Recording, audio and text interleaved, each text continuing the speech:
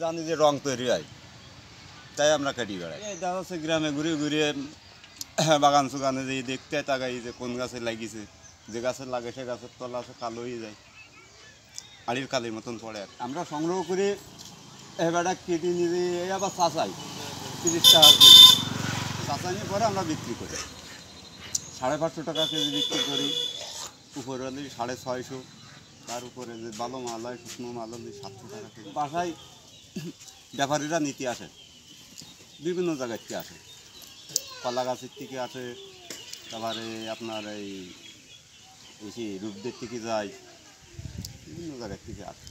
মাস থেকে এই ব্যবসা করতেছি আর কি, বাগানের থেকে কাটিয়ে গাছ কিনি 3000, 4000, 5000, 2000, মানে গাছ বিশেষ কিনা পড়ে যেরকম ধান। হ্যাঁ হ্যাঁ, এইটাই আমাদের দেখা যাচ্ছে একটা কিষেন বেচলি 300, 350, উপরে 400, এ যদি আমি কাটিয়ে বিক্রি করি আমার 600 টাকা 700 টাকা মজুরি। তো আপনার মানে কোনো দিন পাই কোনো দিন পাইনি, যেদিন যেরকম হয়, যেদিন পাই সেদিন দেখা যাচ্ছে কি 10 কেজি হয়, 5 কেজি হয়, কোনো দিন 2 কেজি হয়, আবার কোনো দিন ফিরেও যেতে হয়। পরিশ্রম তো ভাই আছে, দেখা যাচ্ছে একটা গাছে উঠতে গেলে পরিশ্রম তো হবেই।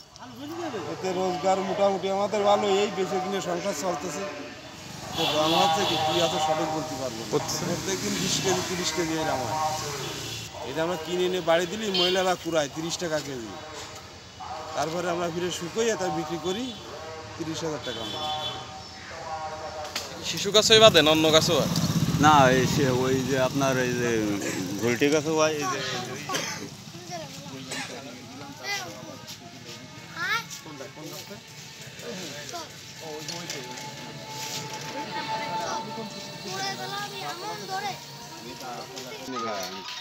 গাছের কোনো ক্ষতি হয় ডাল কাটলে? না, গাছ আবার ধরা যায়, আর কাটিয়ে না দিলে গাছটা মরে যায়। ডাল কাটা শুকোই এটা আগে হতো না, নতুনই দেখা যাচ্ছে। হ্যাঁ, নতুন দেখা যায়।